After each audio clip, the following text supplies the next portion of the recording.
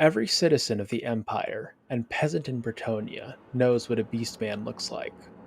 Part man, part livestock, these creatures are easily identified by their animalistic features and putrid scent. The horns of cattle or goats protrude from their skulls like bestial crowns, while wolf-like teeth hide behind their bovine mouths, ready to savage the flesh of the innocent and damned alike. Or at least, this is what the inhabitants of the Old World think a beastman looks like. While many beastmen do indeed fit this profile, the profane combination of hoofstock and human is not the only type of beastman to ravage the Warhammer world. Other bizarre and horrifying mixtures of animal and humanoid exist throughout the setting. Norska, Naggaroth, Ind, and the Southlands can all lay claim to unique versions of the beastmen, each different from each other and those of the Old World. Only Lustria, Ulthuan, and the Darklands are spared the presence of this ever-shifting horde.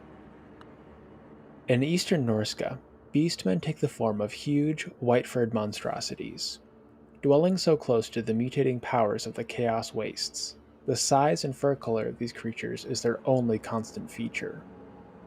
Known as Ymir, or Yeti, these creatures are hunted by young Norscan warriors as a rite of passage to manhood. Venturing out into the snowy wastes and returning with the head of such a beast is seen as an auspicious way to become an adult. When recounting how they slew such a beast to the weak men of the south, any Norscan warrior worth their blade will stretch the truth of the matter as far as possible.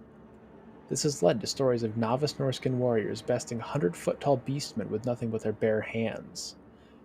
Of course, most people aren't gullible enough to accept these stories at face value, but even the dwarfs of Krakadrak also report the existence of such titans. In frozen Naggaroth, there dwells a subterranean race of reptilian humanoids. While the Dark Elves may believe these troglodytes to be lizardmen that have allied with their High Elf cousins, this is not the case.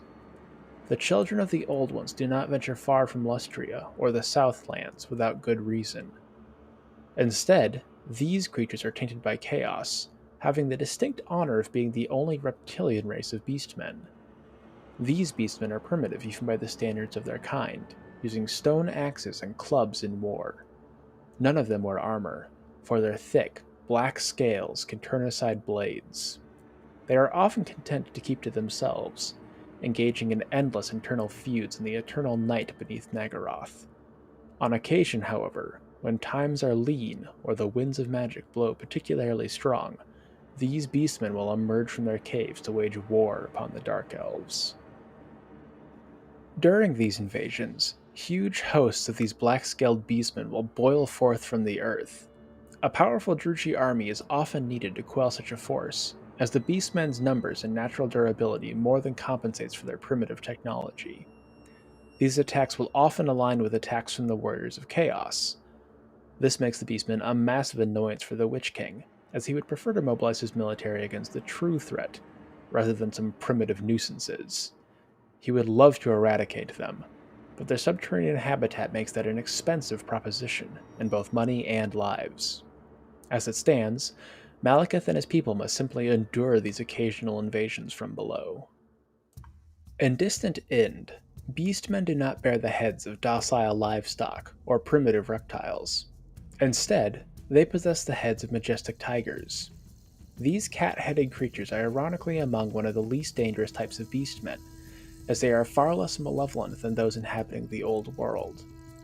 They are noble but fickle beings, and the locals see them as holy spirits.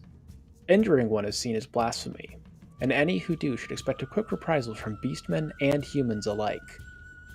While the concept of venerating beastmen may seem like madness to anyone dwelling in the Empire, the Tigermen of Ind are not as destructive as the rest of their kind. On occasion, the Tigermen will even protect villages from attackers. This does not make them harmless, however, as even the least destructive beastmen are still beastmen. While they might protect settlements, they are just as likely to tear others down.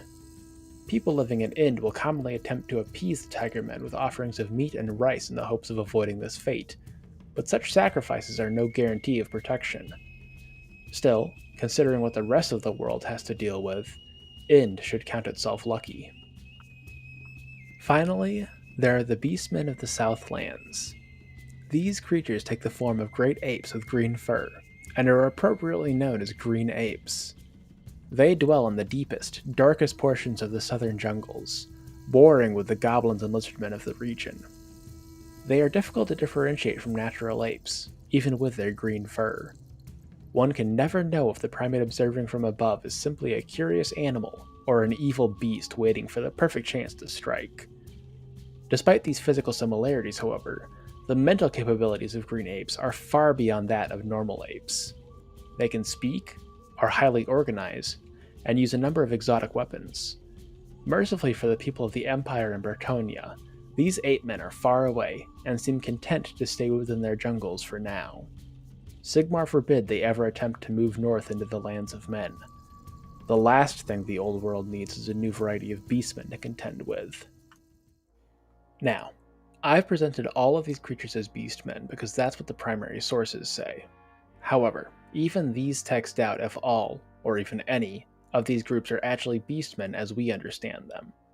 All of them have something that differentiates them in a pretty substantial way from the beastmen of the old world, be it immense size, a reptilian body type, a relatively benevolent attitude, or an organized society.